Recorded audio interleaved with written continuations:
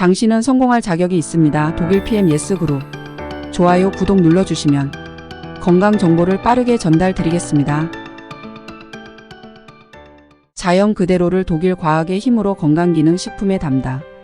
안녕하세요. 독일 PM 연산자이점을 운영하고 있는 건강주스 수입마녀입니다.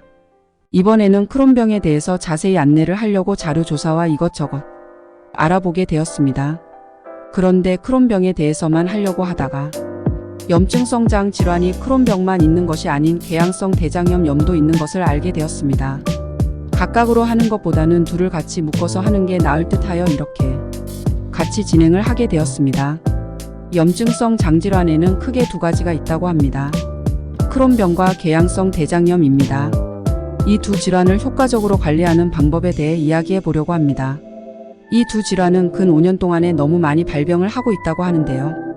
특히 발생하고 있는 나이대가 크론병 같은 경우는 10에서 20대, 궤양성 대장염 같은 경우에는 30에서 40대에서 많이 발병을 하고 있다고 합니다. 크론병은 여러 가지 증상이 있을 수가 있다고 하는데요. 가장 대표적인 증상이 복통이라고 할 수 있습니다. 크론병의 복통은 보통 3개월 동안 지속이 된다고 합니다. 그리고 또 다른 증상은 설사 끊임이 없는 설사입니다. 또 다른 증상은 체중 감소입니다. 이유 없이 체중이 자신의 원래 체중에서 10% 정도 감소가 됐을 때, 그리고 복통이 있을 때, 설사가 있을 때 꼭 한번 의심을 해봐야 할 것입니다. 또 다른 병들이 크론병과 아주 유사한 관계가 있는데요. 즉 치루가 있거나 농양이 있을 때 크론병과 깊은 연관이 있다고 보시면 됩니다. 그리고 강직성 척추염, 아토피, 건선 이러한 다른 면역질환들이 있을 때도 크론병을 한번 의심을 해봐야 합니다. 크론병은 희귀난치성 자가면 역질환인 희귀병이며 염증성 장질환으로 소화기계의 만성적인 염증을 특징으로 하는 질환으로, 그러니까 입에서 항문까지 소화관 전체에 걸쳐 어느 부위에서든지 발생할 수 있는 만성 염증성 장질환을 총칭하는 명칭입니다. 크론병이 생기는 원인은 염증이라고 할 수 있습니다. 염증이 점점 심해져서 만성 염증으로 갈 때 우리의 소화기관 즉 입부터 항문까지 모든 곳에 염증이 있을 수 있습니다. 그래서 크론병을 가지고 있는 사람들 중에서는 구내염이 특히 심한 사람들이 있을 수 있다고 합니다. 궤양성 대장염과는 다르고 틀린 크론병은 우리 소화기관의 모든 곳에 생길 수가 있기 때문에 그 증상 또한 심합니다. 크론병은 장에 깊이 들어간다고 보시면 됩니다. 크론병의 합병증들은 장을 좁게 하는 협착증이나 안 그러면 장에 구멍을 뚫리는 장천공, 그리고 이 염증이 점점 심해지게 되면 대장염까지 갈 수 있다고 보시면 됩니다. 주로 소장과 대장의 경계 부위에서 발병하는 경우가 많으며 앞서 얘기했듯이 입에서 항문까지 소화관 전체에 걸쳐 어느 부위에서든지 발생할 수 있다고 알려져 있습니다. 궤양성 대장염 또한 심각한 질병인데요. 왜 그렇냐? 대장암으로 발전될 수 있는 질병이기 때문입니다. 궤양성 대장염은 크론병과는 달리 염증이 대장에서만 있습니다.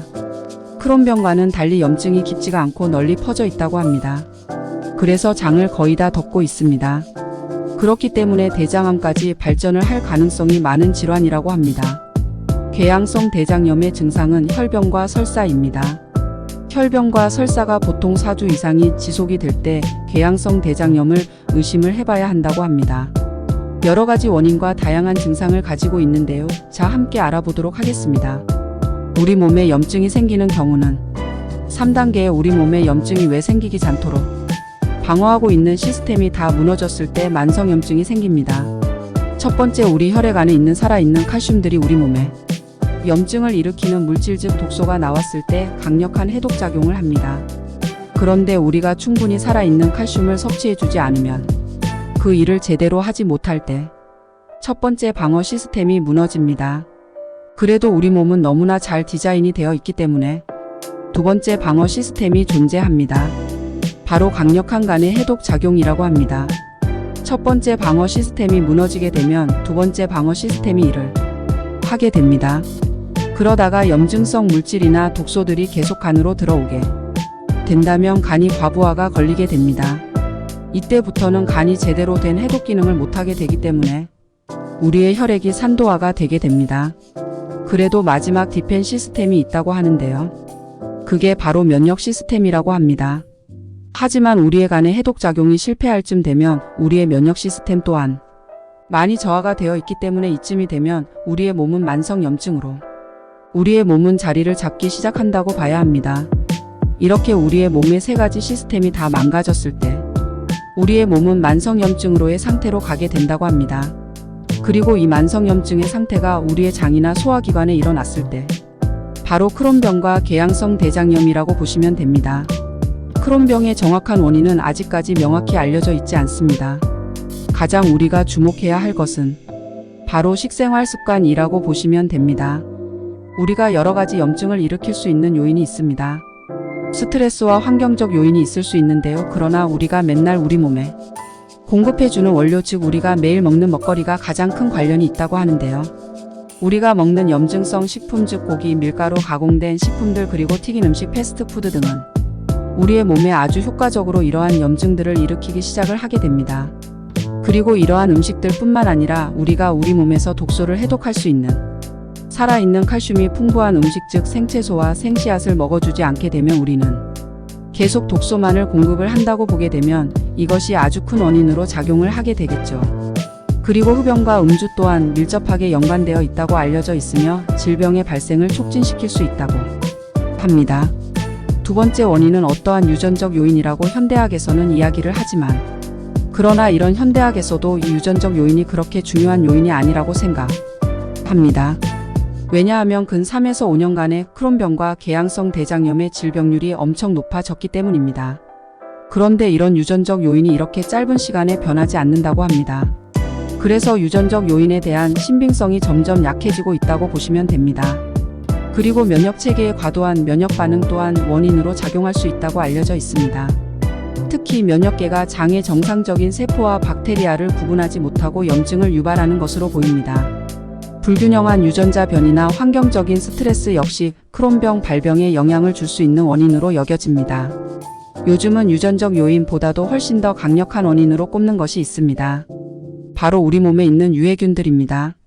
유해균들에서 우리 장에서 보호하고 우리 장에서 염증을 없애는 역할이 필요한 유익균들이 많이 필요한데 유익균 대신 유해균들이 우리 장에서 점점 많아지게 되면 유익균들이 활동을 못하게 되겠죠. 이 유해균들이 많아지게 되는 원인은 조금 전에 말을 했던 나쁜 음식들도 있지만 그 나쁜 음식들이 우리 몸에 들어와서 잘 소화되지 못하고 장으로 내려가서 장에서 부패하고 썩기 시작할 때 유해균들이 번식하고 우리 장에서 나쁜 일들을 하게 됩니다. 곧 숙변입니다. 우리 장에서 잘 흡수되지 못하는 고기 또는 밀가루 음식들, 특히 가공된 음식들을 먹을 때 우리 장에서는 이것들이 썩기 시작하고 부패하기 시작합니다. 그리고 점점 독을 만들어 내기 시작합니다. 유해균이 살기 좋은 환경을 만들어냅니다. 이러한 음식들을 많이 먹을 때 계속 소화 불량이 오게 됩니다. 그래서 방구가 나고 트름이 나고 또한 속이 더부룩함을 느낍니다. 이렇게 방구가 나고 소화 불량이 될 때 우리의 장 안에서는 활성산소가 만들어집니다. 활성산소는 우리 장에 아주 좋은 염증을 만들어낼 수 있는 환경을 만들어준다고 합니다. 그렇기 때문에 지금까지 말한 이러한 모든 요인들, 즉 우리의 식생활과 유해균과 그리고 소화불량이 크론병이나 궤양성 대장염을 일으키는 가장 큰 원인이 될 수 있다고 합니다. 우리의 장은 정말로 많은 병을 가져올 수 있고 건강을 책임을 지는 것 같습니다. 서구식으로 변한 식습관도 원인으로 작용할 수 있고 항생제 사용 등이 영향을 미칠 수 있다고 합니다. 그리고 흡연과 음주 또한 밀접하게 연관되어 있다고 알려져 있으며 질병의 발생을 촉진시킬 수 있다고 합니다. 크론병은 다양한 증상을 보일 수 있으며 각 개인에 따라 정도와 형태가 다를 수 있습니다. 주요 증상으로는 복부 통증, 설사, 변비, 체중 감소, 피로감, 구역질, 구토, 식욕 부진 등이 있습니다. 이러한 증상은 급성 또는 만성적일 수 있으며 가끔은 잠깐 나타나고 사라질 수도 있습니다. 크론병은 영양 흡수 문제로 인해 빈혈과 영양 결핍 상태가 생길 수 있어 영양 부족에 주의해야 합니다. 이외에도 전신 쇠약감, 미열 등이 나타날 수 있으며 관절염, 안구 병변, 섬유화 등이 있어날 수 있습니다. 증상의 종류 및 정도의 경우 개인에 따라 다양하게 나타날 수 있는데요. 대부분의 환자가 항문 주위에 병적인 변화가 동반될 수 있는데 특히 치액 치로 등이 생길 수 있습니다. 염증성 장질환, 이게 염증으로 인해 장이 좁아질 수 있고 이로 인해 장이 자주 막혀 장 절제 수술이 필요할 수도 있다는 점 참고하고 알아야 할 것 같습니다. 또한 크론병은 다른 부작용과 합병증을 유발할 수 있습니다. 이에는 장폐색, 장관 폐쇄, 농양, 항문주의 농양, 피부장애, 관절염, 눈의 염증 등이 포함됩니다. 크론병은 완전히 치료할 수는 없지만 증상을 완화시키고 합병증의 위험을 감소시키기 위해 다양한 관리 방법이 있습니다. 첫 번째, 염증을 유발하는 음식들, 즉 고기류, 밀가루류, 튀긴 음식들을 다 끊으셔야 됩니다. 크론병이나 궤양성 대장염을 가지고 계신 분들은 무조건 다 끊어야 합니다. 두 번째는 충분히 살아있는 칼슘 즉 생채소와 생씨앗이 가득한 식단을 각 환자별에게 꼭 맞는 식단을 찾아서 전문가와 꼭 상담을 해야 한다고 합니다. 식단에 맞게 식사를 해야 한다고 합니다. 이렇게 천천히 염증을 치료해 나가야 한다고 합니다. 그렇듯 이 생채식과 생씨앗이 식단의 효과는 가장 빠르다고 합니다. 아주 효과적이며 부작용 또한 없다고 합니다. 통상적으로 쓰고 있는 궤양성 대장염이나 크론병의 치료제는 첫 번째, 아스피린과 같은 물질인 메살라민을 경도나 중증 환자에게 쓰고 있다고 합니다. 이약이 더 이상 들지 않을 때에는 스테로이드나 생물학적 제제제 이러한 것들을 쓰게 됩니다. 하지만 이러한 약들을 썼을 때는 그 증상만 완화시킬 뿐 원인을 치료하지 않기 때문에 제대로 치료가 되지 않아서 흔히 난치성 질환이라고 이야기를 한다고 합니다. 하지만 우리가 나쁜 음식을 더 이상 먹지 않고 그것을 생채식과 생씨앗 위주의 자기 자신에게 꼭 맞는 식단으로 해나갈 때 염증은 치료가 되기 시작을 합니다. 왜냐하면 염증의 원인을 제거해주기 시작하는 거니까요. 우리 몸에 만성염증이 생기는 세 가지의 원인에 대해서 말씀을 드렸습니다. 첫 번째는 우리 몸에 살아있는 칼슘이 없기 때문에 생채소와 생씨앗에는 살아있는 칼슘이 풍부하기 때문에 그 원인을 제거해주기 때문이라고 보시면 됩니다. 두 번째는 간 해독력의 저하입니다. 간 해독력의 저하 또한 우리가 우리의 간을 충분히 쉬게 해주고 위를 쉬게 해주고 그 사이 충분히 좋은 영양을 계속 공급하면 간세포가 재생을 해서 제 기능을 회복을 할 수밖에 없다고 합니다. 그것이 바로 생채소와 생씨앗이 하는 일입니다. 또한 칼슘이 풍부하고 미네랄이 풍부하고 비타민 효소가 풍부한 식단들이 우리의 면역 시스템을 다시 개선시켜주기 시작한다고 합니다. 이러면 크론병과 궤양성 대장염의 원인이 하나씩 없어지기 시작을 하는 것입니다. 이쯤 되면 우리의 장에 있는 염증들이 많이 나아져요. 그때 숙변을 제거하면 됩니다. 이렇게 되면은 난치병으로 알려져 있는 크론병과 궤양성 대장염이 치료가 되기 시작한다고 보시면 됩니다. 먼저 의사와의 협력이 매우 중요합니다. 의사의 지도를 받아 약물 치료를 진행하고 증상 변화에 대한 의견을 공유하며 치료 계획을 수립해야 합니다. 또한 영양 균형과 보충이 중요합니다. 크론병과 궤양성 대장염은 영양 흡수에 문제를 일으킬 수 있으므로 영양가 있는 식단을 유지하고 의사나 영양사의 조언에 따라 영양 보충제를 고려해야 합니다. 스트레스 관리 또한 크론병과 궤양성 대장염은 관리의 핵심입니다.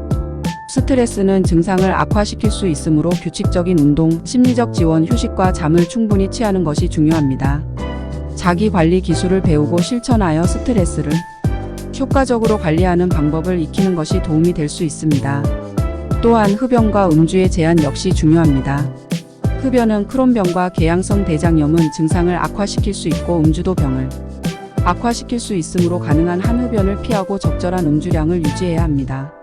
마지막으로 크론병을 가진 사람들은 지원 그룹에 참여하는 것을 고려해야 합니다. 크론병을 가진 사람들끼리의 지원 그룹은 경험과 정보를 공유하고 서로의 심리적인 지지를 제공할 수 있습니다. 온라인 커뮤니티나 지역 기반의 지원 그룹을 찾아 함께 활동하는 것이 크론병을 관리하는 데 도움이 될 수 있습니다. 크론병은 개인마다 다르게 경험되는 질환입니다. 특히 가족력이 있으신 분들은 식사나 식이습관 같은 것도 조절할 수 있다면 예방하는 데 도움이 될 수 있지 않을까 생각을 하고 있습니다. 크론병 환자에게는 이 음식을 먹여야 하겠다 하는 것은 뚜렷하게 밝혀진 게 없다고 합니다. 다만 너무 달거나 짠 음식과 육류는 줄여주는 것이 좋다고 합니다. 단백질은 생선 종류의 단백질로 섭취해주는 것이 좋다고 합니다. 크론병은 합병증 예방이 가장 중요한 부분입니다. 합병증이 없는 상태에서 환자를 진단하고 적절한 치료를 통해서 합병증을 예방하는 것이 좋고 이미 진단이 된 환자들은 꾸준한 관리가 가장 중요하다고 합니다. 하지만 의사와의 협력, 올바른 식단과 영양 보충, 스트레스 관리, 흡연 및 음주 제한,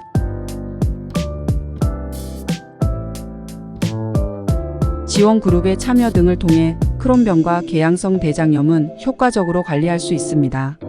건강한 삶을 유지하기 위해 의료진과 함께 적절한 치료와 관리 방법을 찾아가는 것이 중요합니다. 항상 건강에 관심을 가지고 지속적인 의료 감독을 받아주시기 바랍니다. 감사합니다. 역시 독일 PM은 필요 없는 것이 없구나입니다. 56가지 과일 야채 곡물을 한 포의 파워 칵테일로 섭취를 할 수 있습니다. 식이섬유가 가득하고 유산균 4종류가 들어가 있습니다. 다시 한번 파워 칵테일을 매일 챙겨야 하는 이유를 알게 되었습니다. 그리고 9가지 미네랄로 완벽한 해독을 리스토레이트로 독소 제거에 효과가 있습니다. 혈액순환을 도와주는 액티바이즈에는 과라나와 비트 스테비아가 들어가 있습니다. 옵티멀 3종으로 좋은 음식 챙기고 간단하게 드셔보시기 바랍니다. 100세 시대 건강한 삶은 이어갔으면 합니다. 당신은 소중합니다.